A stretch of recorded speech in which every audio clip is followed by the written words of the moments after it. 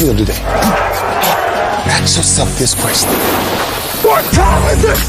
Game time! What time is it? Game time! What time is it? Game time! What time is it?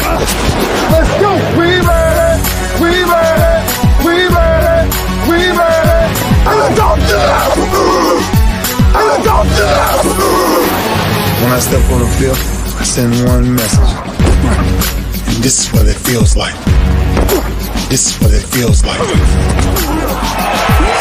Football is getting hit. That's it. It's gonna be football now. What time is it? Game time. What time is it? Game time. What time is it? Game time. What time is it? Let's hunt now.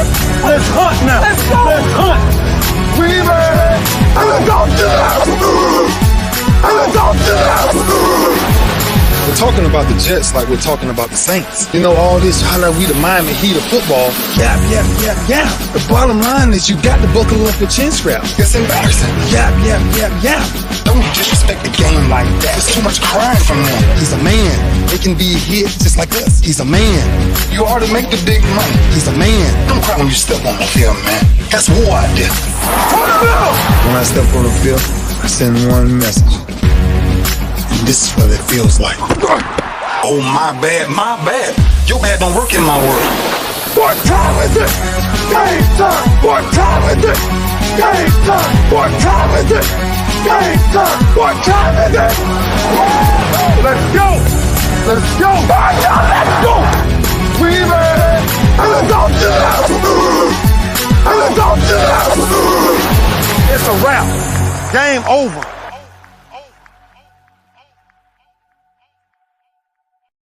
Nah, this game ain't over. It's just getting started, and baby, it's hot up in here, Listen, this ain't football, but I'm telling you, I got somebody that goes hard like Ray in the paint. Chris Gardner. We got one of the best in the business, Doc, right in between us. It's none other than Tamecka Dixon, two-time, not one, but two-time WNBA All-Star, WNBA champ, three-time WNBA All-Star. And she stole Player of the Year from the Big 12 from a good friend of mine. So we got to get it in. Tamecka Dixon, how you doing? I'm good, AJ. How you guys doing? Doing good. Now, I don't know if you remember me and Chris, but we covered you when you were playing briefly with the Comets. Yes, right. And, we did every bit of it. Now, you only played a limited time, had some injuries and what have you. But, we were glad to have you. It was good to be there. I mean, to play for a storied franchise like the Comets, man, it was an amazing experience. Even in the short time that I was there, to be able to play with the legendary Van Chancellor and, some of the people who were still there, like Cheryl and Tina. Yeah. It was a great experience in spite of, me having, the injury bug throughout my Comets career. Right. Now, Tamecka, just real quick, right off the bat, and I know Chris got some questions for you too. Right off the bat, when you see a team like Houston break off the first four WNBA championships, and then you got yours with the Sparks after that, 2 in a row. How did that feel? What did it feel like to play against Houston, and what did it feel like to finally get yours? Oh man, it's interesting you asked that question because I could recall in '97, us being the front runners to win the championship. Actually, the first couple of years, and then we had, there were several things. We went through 5 coaches in 5 years, and it was just a number of different things that happened. And we didn't get it done, but Houston seemed to be able to put it together so quickly, and I think it was a testament to the players that they actually had. But to be able to get over that hump after they won the first 4 and win the next 2 was a tremendous, tremendous feeling. I can't even explain that feeling. Man, I can only imagine. I mean, check it out. 6 years, 2 teams were the only 2 that won the chip. Right. Absolutely. Yeah. Just crazy. Go ahead, Chris. I know you want in, man. I'm just excited because man, Dixon, man. I'm just wondering how messy I should be. I mean, I told we were gonna get her a little bit. I said we gonna be. No, it's not really against Tamecka because first, just first things first. Just describe for the folks who are new, youngsters who didn't watch WNBA early, the rivalry between the Comets and the Sparks. What was that like? We hated each other. The We truth. hated each other, and it showed every single Yep. time we No played. cap. No cap. You know, no it's- it was, the stars would come out, the NBA guys would come out, to those games and sit in the front row and, just talk mess to us, when we were in Houston, and they'd come to LA and the same thing had happened with our Lakers guys. So, I mean, it was when you talk about rivalry in the WNBA, I think we were like the first real true rivalry, the league had. And we wanted blood every time we played each other. So for me to leave LA and go to Houston, right. It was crazy, but it happened. Now, listen, you ain't got to give no names, but did you have to make peace with anybody when you got in the locker room, or did you have to check anybody when you got in the locker room? It was cool. It actually was cool. I think it was a changing of the guard at the time. My assistant coach, who was my assistant in LA, had taken over the assistant Carlene coach Thompson. Carlene.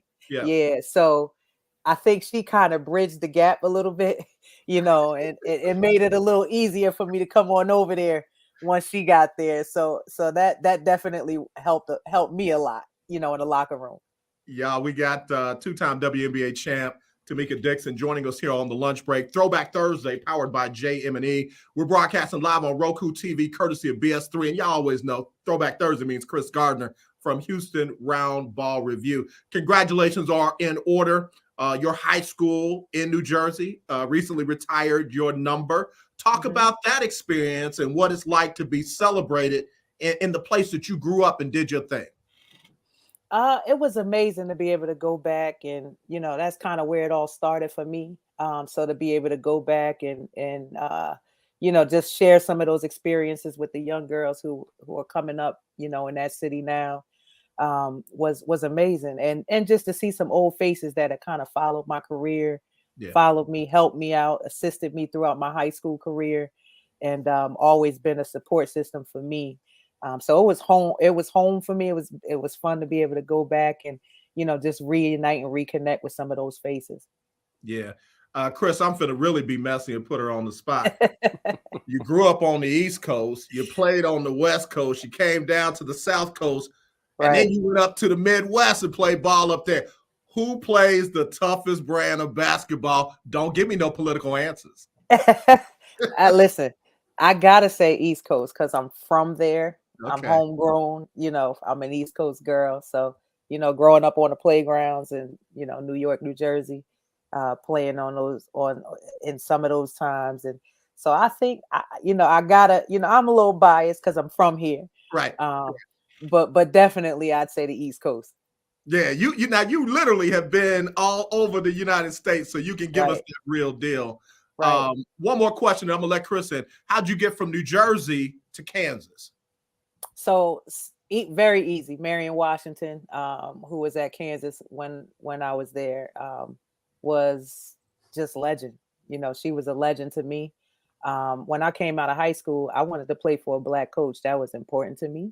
And at the time, when you think about Black coaches who were heading premier programs, it was Vivian Stringer and it was Marion Washington. Yeah. So, both of them were on my list, high on my list. Vivian Stringer was at Iowa at the time. Okay. And Coach Washington was at Kansas. But I think the connection with Coach Washington when she came into my home visit, she just, fit right into my family. It was an instant connection. And then when I went out and had my college visit, my campus visit, the connection that I had with the team and, all the support that they provided me with when I went out there, it was just, it felt like it was meant to be, it's supposed to be. So I chose Kansas. Okay. Hey, Chris, I think that decision would have been harder if Coach Stringer would have been at Rutgers, because that would have been just right down the road from home. I get that all the time. Yeah. So what's the answer? If Coach Stringer had been at Rutgers at the time, where would you have gone? It would have been tougher. you know, because people were dying for me to stay home anyway. So that would have made it a lot tougher. But I think I wanted to get out of Jersey for a little while. I wanted to kind of experience life outside of New Jersey. Mhm. So I think it still would have been the University of Kansas in Marion, Washington because of that. Because I was just ready to leave the state for a little while. Gotcha. Go ahead, Chris. Tamecka, it's basketball players today are kind of like full circle because you said it. You wanted to play for a black coach. You would come out of high school. Mm-hmm. That seemed to not be a reason for a few years for young ladies choosing college coaches, but now with Dawn Staley's success, it seems more and more that is a reason. Just what are your thoughts on that? Yeah, I like to think I'm a trailblazer in that, right? But I think now, you know, also the girls have way more options too. You know, to be able to choose that. There's a lot more, you know, college coaches that are of you know, African American descent. So when you have more options, obviously, you know, you can make those choices accordingly. But like I said, when I was coming up, there weren't very many, but the ones that were there were solid, and it was a real choice for me to make. I wanted to do that. I wanted to, you know, play for a black coach, and I didn't make, you know, I didn't make any, and I had the Tennessees, I had the Connecticut's, I had the big time programs, but that was important for me. Yeah. What's interesting is, and I want to just kind of make sure I say this the right way. There's a lot of attention on HBCUs now, even though it's always been good quality education, good quality, you know, athletics, good quality environment. I mean, the HBCU experience is like none other. And you see a lot of top flight athletes that are choosing HBCUs over PWIs, Power Fives, you name it. And they play some pretty good basketball down there at Jackson State.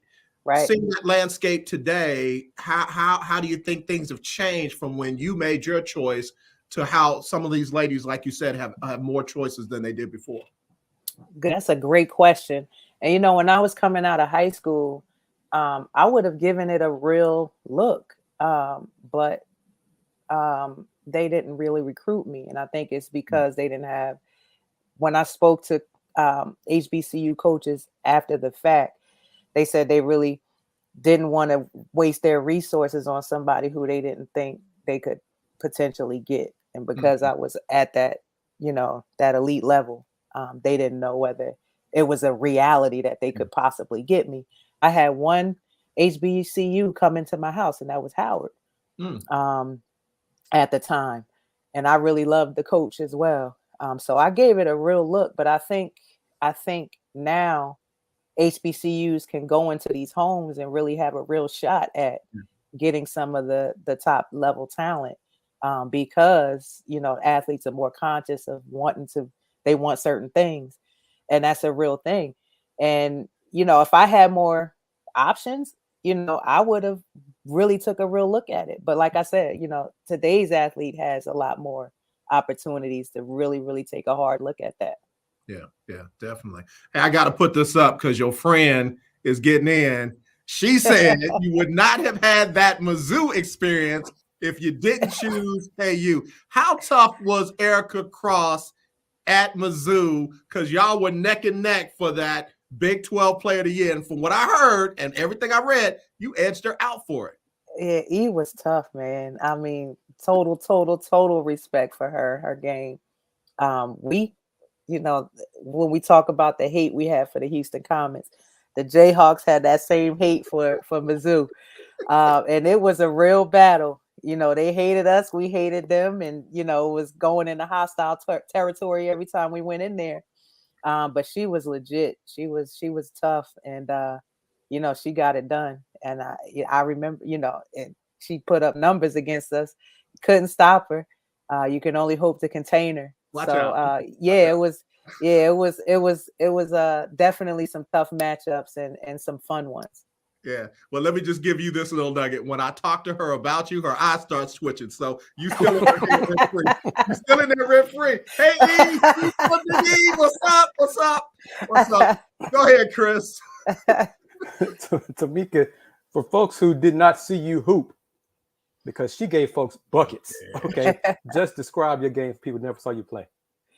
I was just I bought it. Every time I hit the floor, and I kind of had a little East Coast swag with me. If you think about if you think about the prototypical East Coast guard, it's just that gritty, can handle the rock. Get wherever they wanted to. The knock on East Coast guards is we don't have jump shots, but I developed that. Okay. I was able to develop that over my time. But yeah, just I was whenever I got in between those lines, it was a battle. And I was normally a lot of times not gonna go home the loser. That's what's up. Now, did you play with your male counterparts a lot in high school and in college? Because I hear a lot of the ladies say, "Hey, listen, I balled with the fellas, and I balled like I was supposed to be out there." How about you? Yeah, that was me too. That's how I grew up. When I was growing up, my father was a pretty good basketball player in his own right. He was drafted into the NBA and had a nice long career overseas internationally. But when he would come home during the summer, he would take me around with him. So I was practicing with his teams and doing all of those things. But I grew up, I didn't play organized basketball with girls until high school. Oh, wow. I played organized basketball, all boy leagues up until high school. That's what's up. And yeah. I hate to do it. That was like real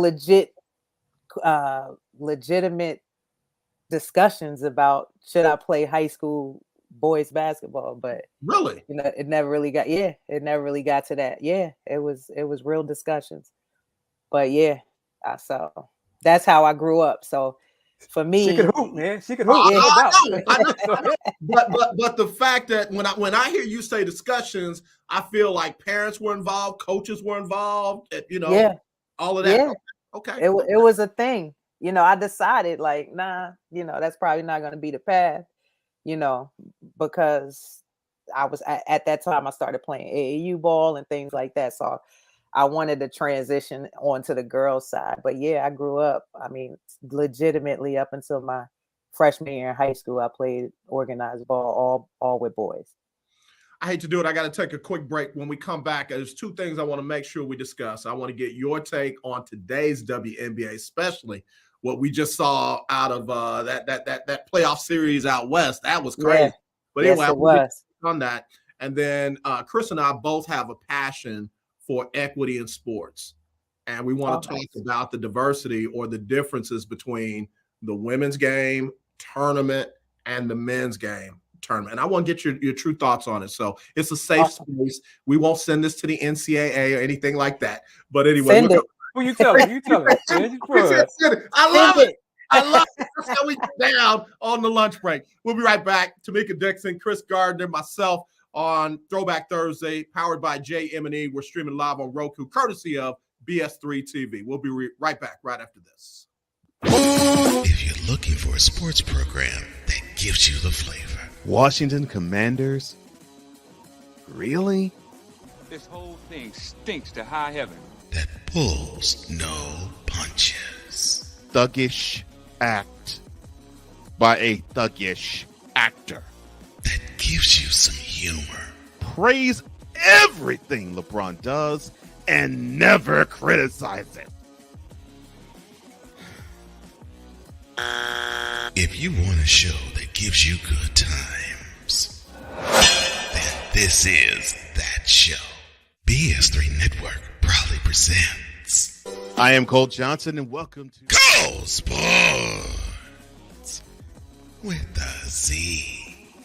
Every Friday on Patreon and every Saturday on YouTube, Spreaker, and all other outlets.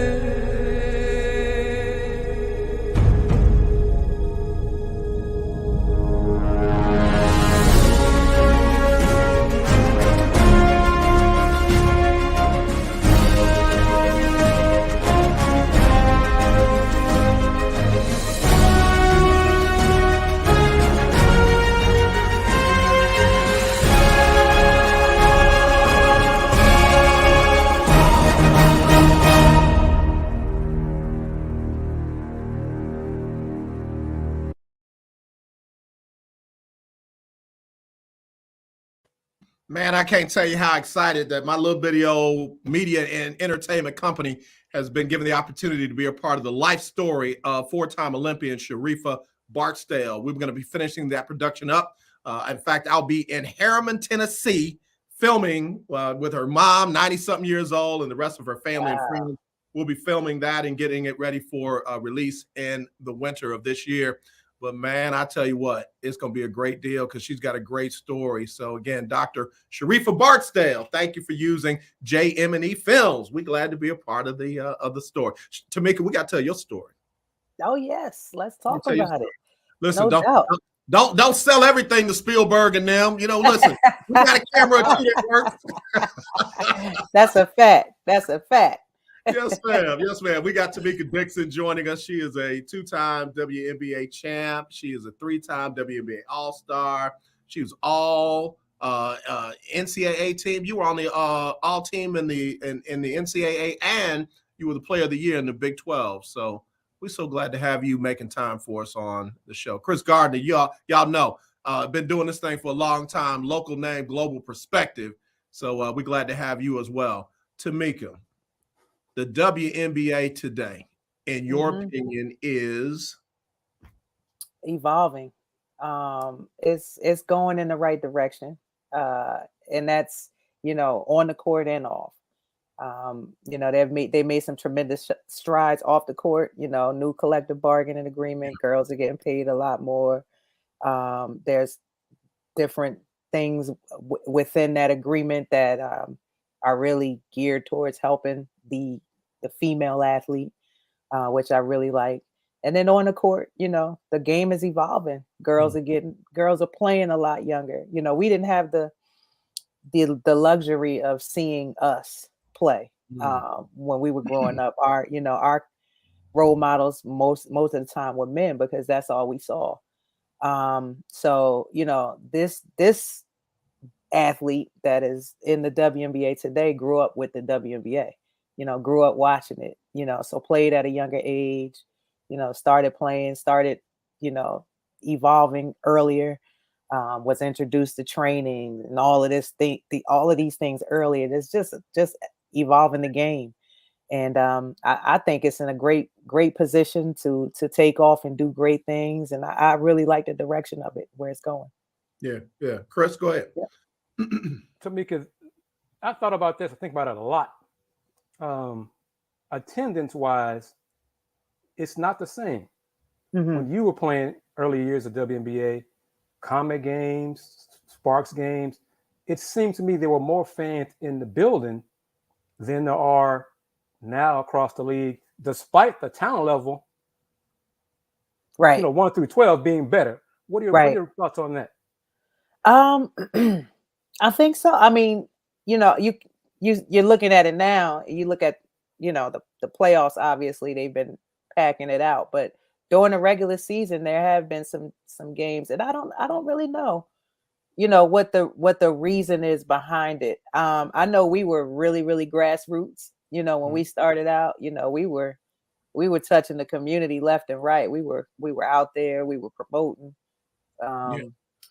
because it was all new, and we wanted to get people in the building, to support.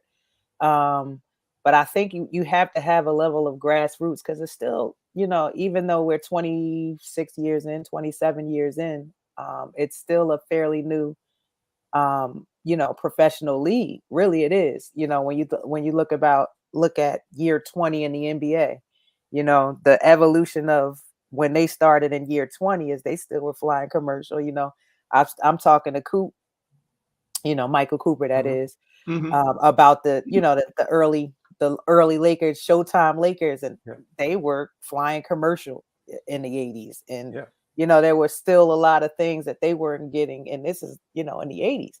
So, when you think about it, it's still a fairly new league, and you still kind of have to have a grassroots approach to it. Even though you could see now, that the ownership groups and things like that are more serious and really know that, there's an economic advantage now to having a WNBA team, and you could really, really put some dollars behind it, and it's going to give you a return on your investment now. These things are starting to happen. So I like the I like the direction of it, but there are still some things that they can do better, and we can continue to grow the sport. Like what? Put you on the spot. Like what? That's good. That's good. Like going, like grassroots, like approaching it as if it's a year 5 league, and getting these players out there and really, really promoting it.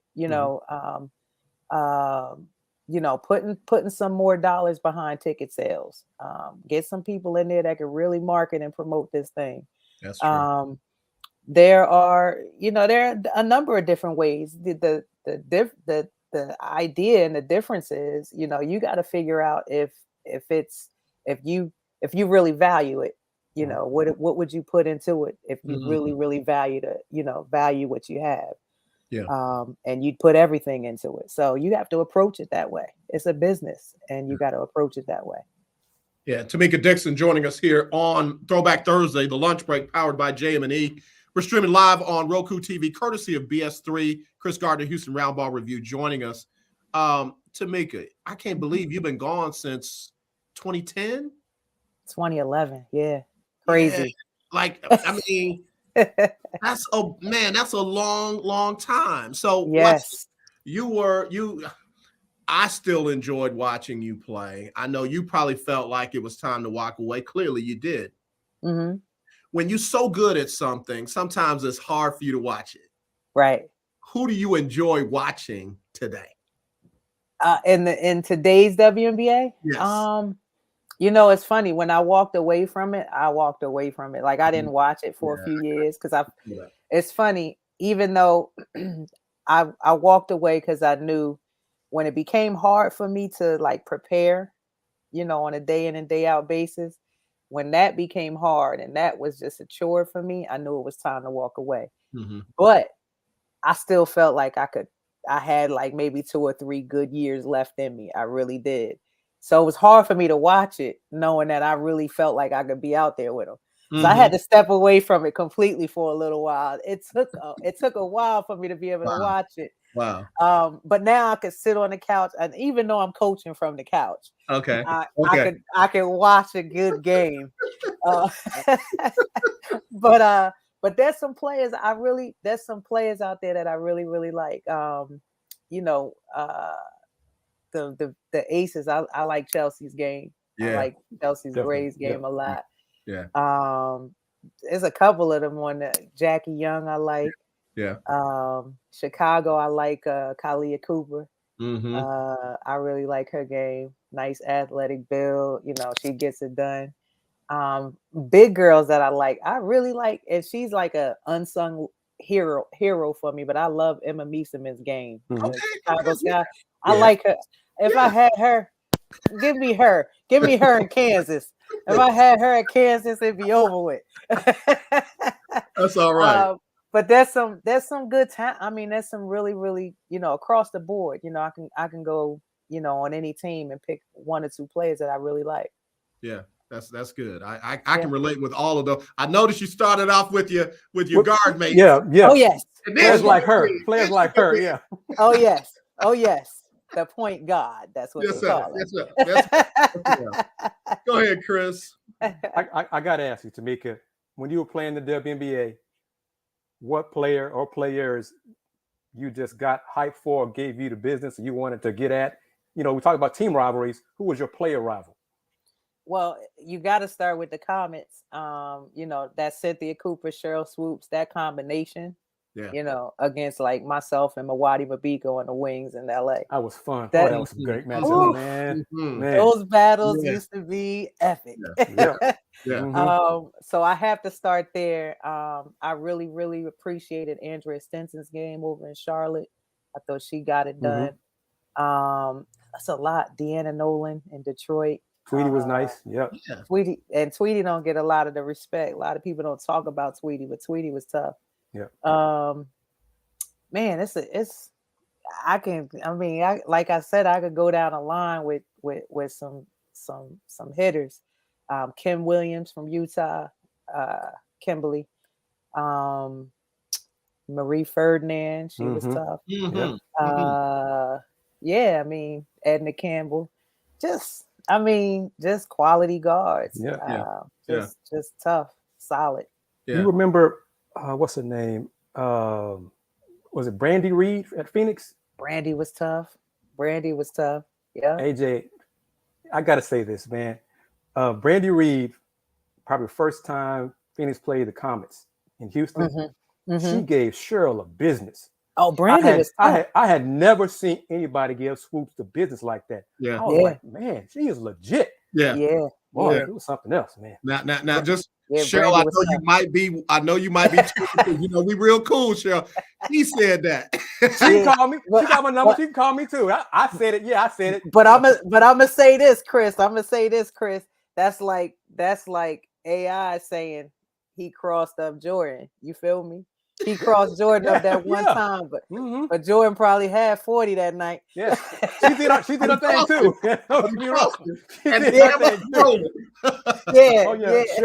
Shirley answered the challenge like, "Oh, you got like that, huh? Oh, but it was just something to see her go at it like that. Like, wow." Yeah. No, Brandy was tough though. Yeah. Bridget Pettis was another one on that Phoenix team that was tough. Yeah. Yeah. Real quick, I want to throw this in there because it leads to one of my questions, putting you back in the commissioner's seat. Keith Hennick, longtime listener, said, I would love to have a WNBA team in Austin. It's all Longhorns all the time. If you were the commissioner of the league, would you expand now? Yes. Yeah. I mean, when you have a legitimate problem when you have first round picks being cut, like legit can't make a squad, can't make the team. Yeah, you got an overflow of talent and not enough teams. So you have to really, really examine that. And I think the league is in a position now where you can like look at that. There's a lot of interest all over the country now. Ownership groups all over the country now that are, really looking into this as a legitimate business, model. So you have the interest now, and I think now is the time to strike while the iron is hot. Yeah. I'm gonna skip my break because we got a couple things I don't want to hold you all day because I know you got stuff to do. No problem. There's a lot of talk about the ladies having to play overseas, especially what has happened now with Houston's own Brittany Griner. Right. Chris and I both have covered her since she was in high school. And to see her in this situation right now is just, I mean, it's tough, especially for her family, for her spouse and that. But now we're hearing the ladies that are planning to go over to Russia to play. Yeah. And what's interesting is, and first, before we even go into that, Houston need a team again too. Oh, that's a travesty. They need to bring Comets back. Man. But to go into that, what's interesting is Brittany actually played on the club that I played on when I was in Russia. So I have kind of an inside perspective on it. And it's tough. It really is a tough situation. But if I was a player today, looking at my overseas opportunities and figuring out if I'm going to go over there and play, I'm not going to Russia. Not right now. Yeah, just not right this minute. Nah. You can out and then call me. Yeah. Straighten it all out. Bring my girl home. Give it some time. Let it breathe a little bit. Maybe next year I'll go over. You know what I'm saying? Let me see how it all play out. But I ain't going over there. I'm not going over there. Not this year. I can't even believe that people are realistically looking at the idea of going over there and they're in the middle of a war. You got Brittany, it's too much going on over there to even really consider that. Yeah. And last count, it was about 10 ladies talking about. And some fellas too. And some fellas. I'm not going. I wouldn't go. Do we need to do better by y'all? Do we need to do better like maybe a G League that pays some money or pay more on the WNBA level? How do we have those conversations without and y'all don't say nothing? I'm the one who gets in trouble all the time without the ignoramuses getting involved. Well, if you want more money, then play better games. Shut up. Just we talking. The game is if the game is where it should be. The game, if you had an opportunity to look at that, that Vegas Aces Seattle Storm series. Yeah. High level basketball. You can't ask for much. much else. Instant So classics. Instant classics. right. So the Yeah. entertainment value is there. The game is where it should be. Now, like I said, you have to build up to certain things. Okay. And like, when I had the comparison with, Lakers of the 80s and flying, it's a build up to certain things. So you can't expect, to go from $0 to $1 million right away. Got you it. know but like I said, I like the direction of it. I think we're going in the right direction. Sometimes that's a slow process, but you got to get the buy-in before you're able to do the real things that you need to do financially for the league to sustain itself, because you still have to have a league that's going to sustain itself, Right. That's true. as you're expanding and growing. Right. So, I think it's going in the right direction. I think $1 million contracts are coming. I think they really are. But it's a process and it's a build up to that. Gotcha. All right, I got to be messy, brother. Can I be messy? Do it. Tamecka, how would you describe your treatment, your teammates' treatment when you were on the Comets those years here from management? I didn't, and I was with the Comets, when the dispersion happened, when the breakup happened, but I didn't see I wasn't on that side of it, so I didn't get a chance to see like the messiness of it. I got to the arena one day and they were like, this is what's gonna, we never really knew. It was like we were caught off guard, completely off guard. And yeah, so from a management perspective, I thought that they treated us well. Okay. Up until, you just didn't know that you was gonna be, whether you were gonna be coming back to the team or not, and then you found out. Just, it's probably like everybody else found out, on ESPN, looking at the bottom of the ticker, like, damn. That's what Tina told me. Tina said the same thing. She found it on TV on ticker. Yeah, that's kind of and then you had the conversation, but it was like we found out like the rest of the world. We just the way they did that kind of was crazy. But up until that point, I didn't have any problems with management. Money was being paid. Okay. Contracts were being honored. I didn't have a problem with money or anything like that. So I have to say that. But yeah, just the way it happened was crazy. Yeah. Let's shift that over into the college level. There has been documented disparities between the women's game, the men's game. You played at a storied storied program in Kansas on the men and the women's side. Talk about your experience, and then talk about just what you've seen and what could be done better. Because Chris and I both say this: a lot of things that happen are unforced errors. Like, you did not have to make that mistake. So let's hear from your perspective, from Kansas on up to now. Right. I think what made my coach so legendary and so GOAT-like is she fought like for us. There was nothing that Roy Williams was going to have that Marion Washington's girls didn't have. Like, we had it all, and it's because she was in that room, like, fighting for us.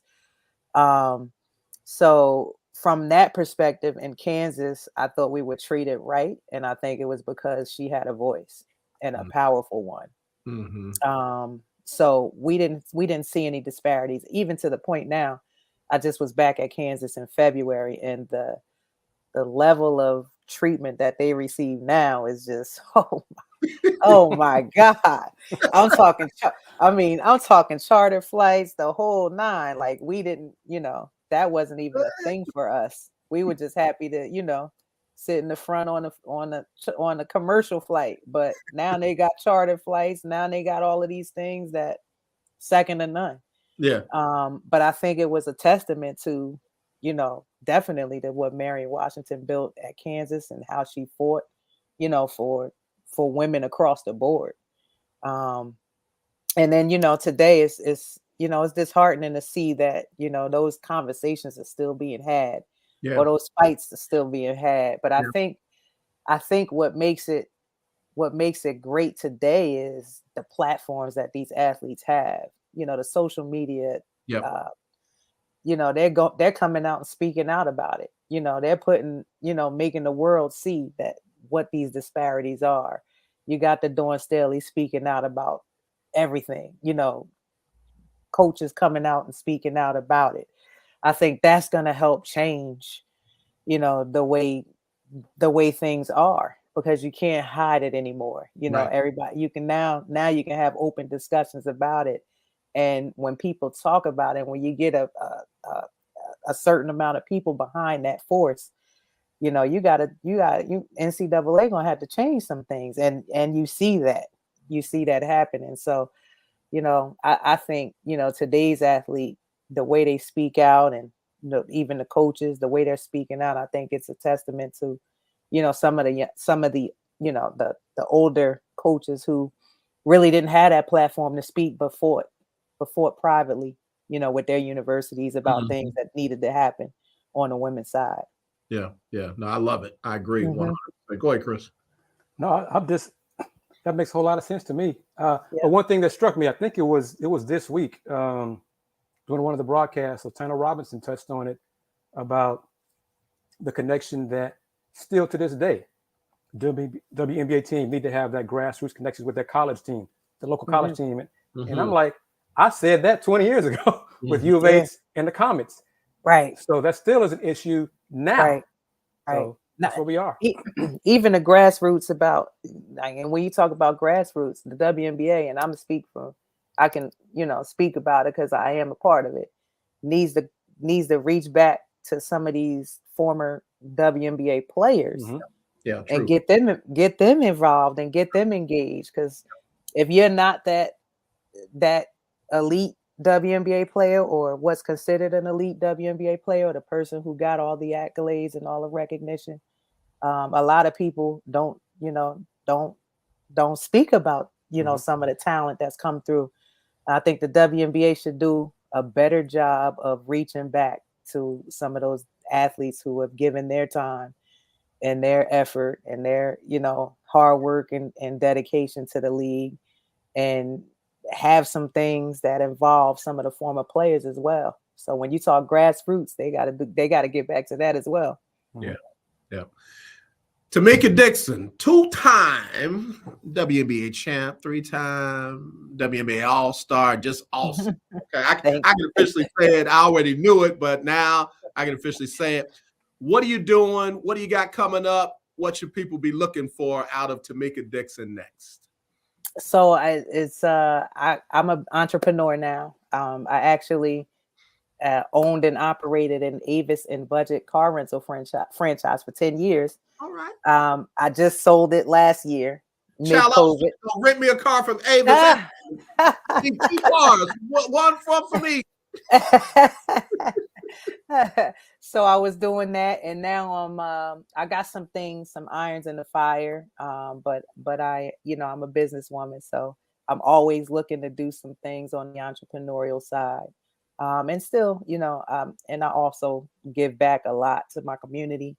I do a lot of camps and clinics and things like that in the community to help the kids. So I enjoy that. That's my passion. Yeah. Let me ask you a real question, because I started off in computer programming. I was in the basement of AT&T for a long time, writing code and letting somebody else check over it. All right. Why don't we get entrepreneurial tracks in career days and things like that? I mean, I can speak for the ones that I've been on. Very rarely do you have an entrepreneur come in and say, hey, listen, you can do that. You can be the doctor. You can be the this. You can be that. But there's also this opportunity. Why don't we do that? Why don't we, and how can we? I should say. I think we should. I think that's a lane that should be touched a lot more.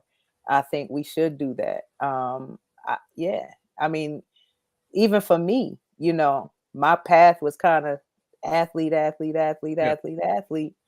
But I really loved building things, like building businesses. And once I got into it, I really realized that that's what I liked. That's my lane.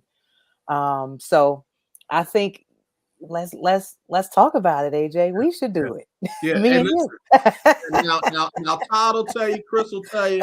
I'm one of those folks, I don't like to just put it out there for other people. If it's not there, I'm trying to find a way to make it happen. So let's collab, Right. let's connect, because Right. I know your name will open doors. I've got a few relationships around here, and I told you I lived in Jersey for a while, so I ain't afraid to Yes. knock on some doors over there. But All right. let's do that. Let's do that. Yeah. No, Yeah, I let's think do it's definitely needed. And these kids today need to know that the options are of plenty. Right. And I think if you can open the kids' eyes early to some of the opportunities, they can achieve great things. Absolutely. Absolutely. Tamecka, again, I don't want to take up too much more of your time. Tell everybody where they can find you, follow you, kind of keep up with the amazing Tamecka Dixon. So I'm on Instagram at The Real Tamecka Dixon, Facebook as well at Tamecka Dixon. And yeah, that's it. Just make sure you got The Real Tamecka Dixon, because it's a lot of fake pages on Instagram from what I hear. No greater compliment than when somebody chooses to copy you. Yeah, no, it's crazy. It's crazy. That's all right. Big Mike, one of my brothers like no other, says, I got relationships. Just let me know. So that brother can open some doors. So listen. All right now, Mike. Let's talk about it, Mike. Spark some interest now. So let's follow up on that. Chris Gardner, final remarks. I'm going to tag her Twitter account when I post a link to this show so everybody can see and check it out and watch this great conversation. This has been a blast, man. I always love being on the lunch break and seeing Tamecka talk about WNBA back in the day, aging myself. So she didn't age, but I aged myself. And me. So it's all good. Thank you, guys. Thank you, Chris, and thank you, AJ, for having me. It's been a blast. Have a good one, Tamecka. God bless you here. Thank you. Same to you all. All right, Tamecka Dixon, y'all. We are so glad to have her on the show today. I mean, she is just absolutely amazing. I got to thank my friend Erica Cross for making this happen, because, man, that's strong, bro. When she retired, she was only one of 4 of the originals from the WNBA when she left, and obviously, we that's done. Was Sue Bird part of that original? No, she was not. So. Again, we cycling on the next crew. So great group of women, man. Just absolutely amazing group of women. And you were right. That rivalry between the Sparks and the Comets was just fun stuff, brother. It was amazing. It was great. I was part of it. I was a season ticket holder the first 3 years, and then I got credentialed. And God bless William Stickman with the Chronicle. Stickman took me under his wing. And I remember Van Chancellor asked Stick about me. He said, Stick, we know about that Chris Gardner kid there, Stick. and Stick said, he's legit, Van. You can trust him. Yeah. And Van pulled me into the circle. And I was made then, man. So, that helped me. And he helped me get my first really credential in San Antonio as well, because I didn't really want to go to San Antonio. Yeah. But he took care of me. So this is part of me, man. Yeah. So folks who wonder about my affection for the W goes back a long, long way. Right. Okay. So, and I love to have a team back here in Houston, but got to have somebody with the pockets to make it successful. I'm not going to call the name of Hilton Koch out. I'm not going to call him out. I'm going to leave him alone. But brother, you could have handled that a whole lot better. And I know it wasn't just him. I know it was his negotiation with the league, but at some point he should have reached out for some help locally. And that franchise should have never left this. And the league should have too, because we had no idea that there were problems, how deep the problems were. So, and Tamecka touched on it. Tina Thompson said it to me. They found out, like we found out, on a news scroller going across the TV screen. Michelle Snow said the same thing, man. And you saw Carlene Thompson. She actually, tried to litigate to try and address some of the things that didn't happen as a result of that. Man, I tell you what, I like what she said about the WNBA, man. It's in good hands. It's in good hands, because that Seattle Aces series was just ridiculous, man. And Sue Bird walking away when she walked away, but Asia, man, she has that thing locked in. Asia Wilson has not missed a minute, or did not miss a minute games 2, 3, and 4 of the series. Yeah. Man. Yeah. So she's resting now. Her MVP Mm-hmm. self, her Defensive Player of the Year self. I was gonna say Congrats to her. Yep. Defensive Player of the Year, and got to give some love to her sorority, Alpha Kappa Alpha Sorority Incorporated. That's a real deal right there. That's a real deal. And I won't mention the thing about her Instagram post. I'll tell you about that later. But it's great. But I want to say this, talking about Career Day. Years ago, I was invited to be in a Career Day early in my Houston Roundbar review, talking to like 3rd or 4th graders, So I'm just starting out, man. These little kids, I could have told them the sky was red. You know what I'm saying? Yeah. Because they just looked up to me. Yep. And I was like, because I covered the Rockets. Yeah. They're like, wow. Yeah. You covered the Rockets? Wow. Yeah. Yeah. Wow. Yeah. So just a little bit of inspiration, it was great for me. Yep. And I remember this. I was at a UH women's basketball game. Don't remember the opponent. Okay, don't remember the opponent. It was a kids' day where there was some, like a team from Crosby Middle School, something like that, was invited, sitting in the first few rows. And so they dribbled, doing one time breaks and everything. After the game, I said to young ladies, so when's your next game? And they're like, whatever, Thursday, whatever. I said, okay, I'm gonna check y'all out. What? And they're like, yeah, whatever, man. I said, okay, just let me know when is it? Mm-hmm. When I walked into that gym, they were like, you showed up, you came. I said I was gonna be here, didn't I? So sat down on pizza. They were just blown away, man. So you never know just the little bit of inspiration that you can give somebody, man. So no, that is true, and I really do. I want to connect with you. I want to connect with Big Mike, and definitely we'll reach back out to Tamecka and try and make that happen, man. I remember I went to one of those career days. I was a banker at the time, and I took money in there because that was my work product. So. Right. And what's interesting is the person that invited me said, I didn't invite you as a banker. I invited you as a radio personality. And I was just like, I'm just career day. And I had to realize radio was a true career. And I never made that mistake again. In fact, I started doing live broadcasts from the career day with the kids in their classrooms. And they were on the radio on KWWJ and KYOK and all that. And they loved that, man. So I think we can make a real impact. And I love that Tamecka said something that was just real. She had to get it out of her system before she could just sit there and enjoy it. And she's armchair coaching, but still, when she walked away, she had to get it out of their system. And I don't think a lot of fans realize that players have to do that sometimes. A lot of going on around Tom Brady right now. And he obviously chose to come back.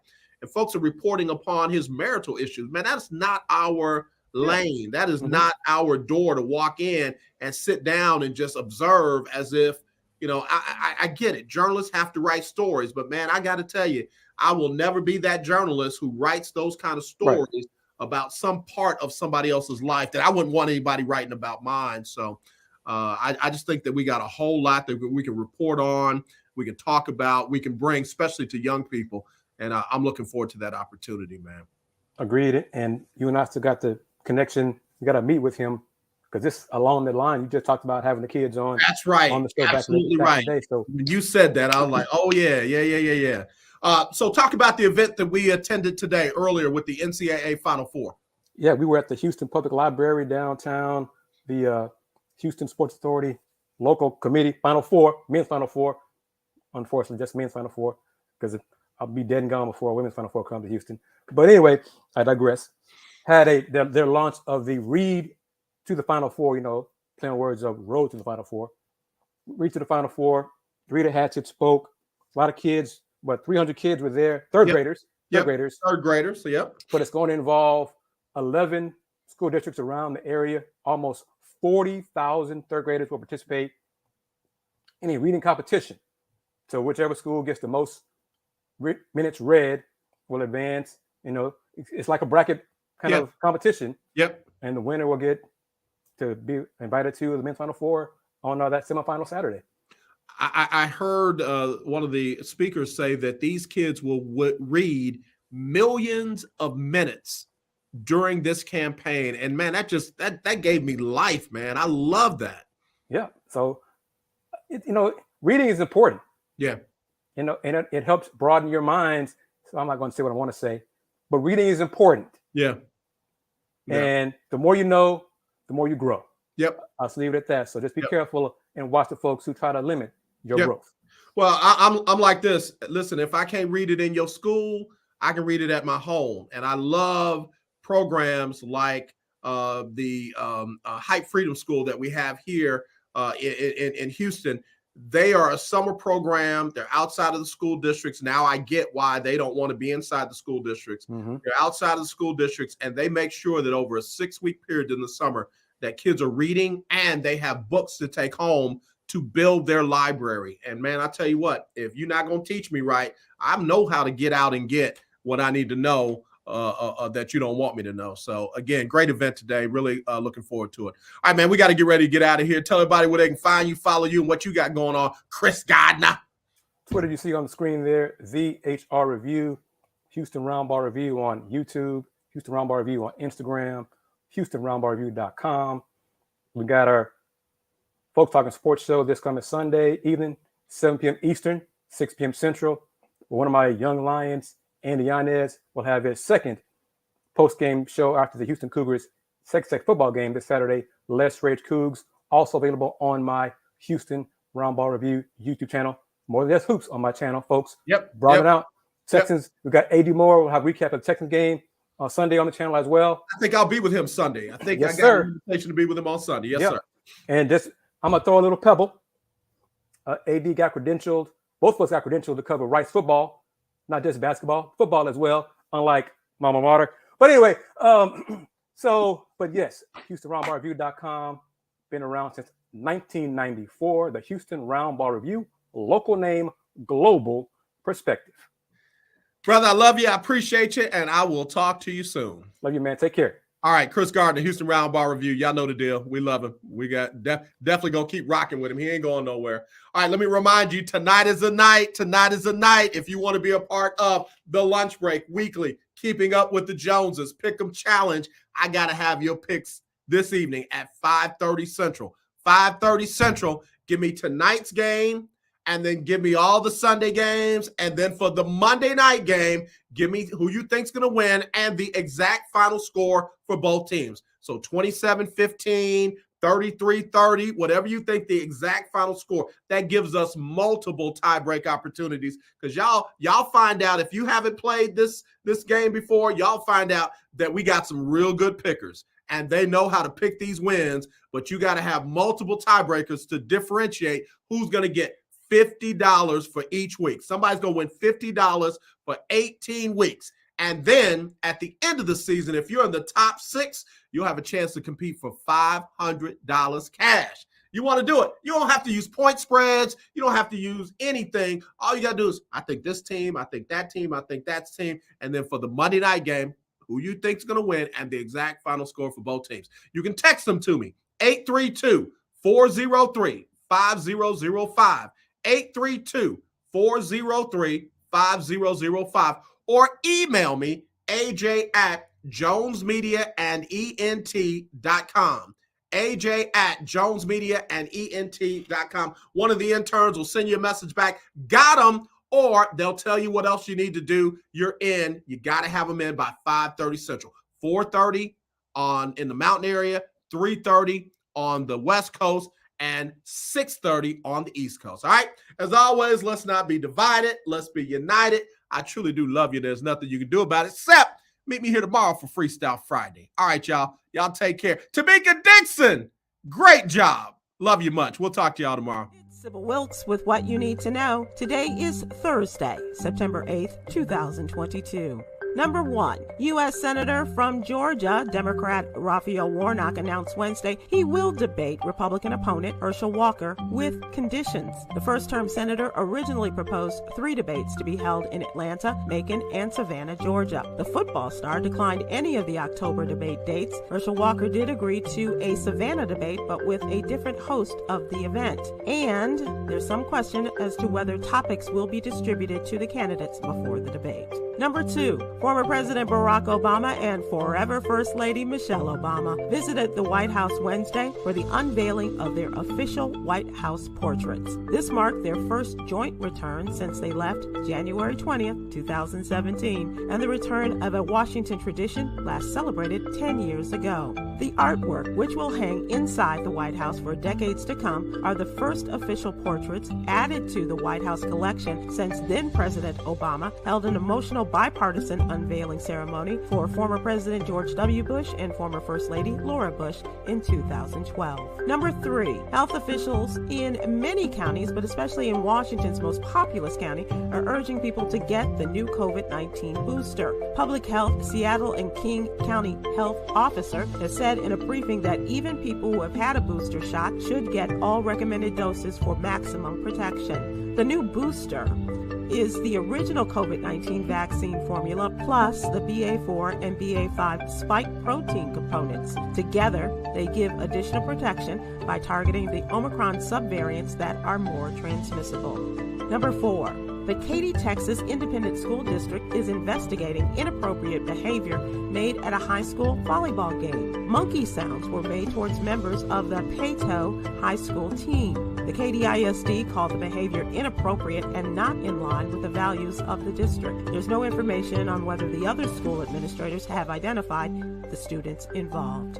Number 5, according to data published by the Suicide Prevention Resource Center, suicide attempts and deaths have been increasing disproportionately among Black adolescents compared to their white peers. Statistics show, although the overall rate of suicide in the U.S. decreased by 3% in 2020, the rate of suicide among people of color and young people increased. Read more about it in today's What You Need to Know newsletter, brought to you by our newest contributor and mental health advocate, Aprilette Russell. Welcome, Aprilette. Here's your daily inspiration from Yogi's Jewels. When you lose your patience, you lose control. Join me today live on YouTube and Facebook at 7 p.m. Eastern, 6 p.m. Central with the one and only J. Anthony Brown, the debut of Aprilette Russell, and we will be joined by a very special guest, the mayor of Jackson, Mississippi, Mayor Chokwe Lumumba. Thank you to our What You Need to Know partners, the American Heart Association and Alpha Kappa Alpha Sorority Incorporated.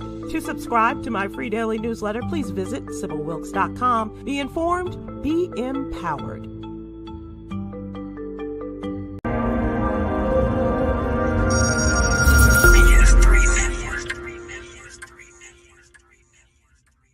BS3 Network, changing the way you watch TV.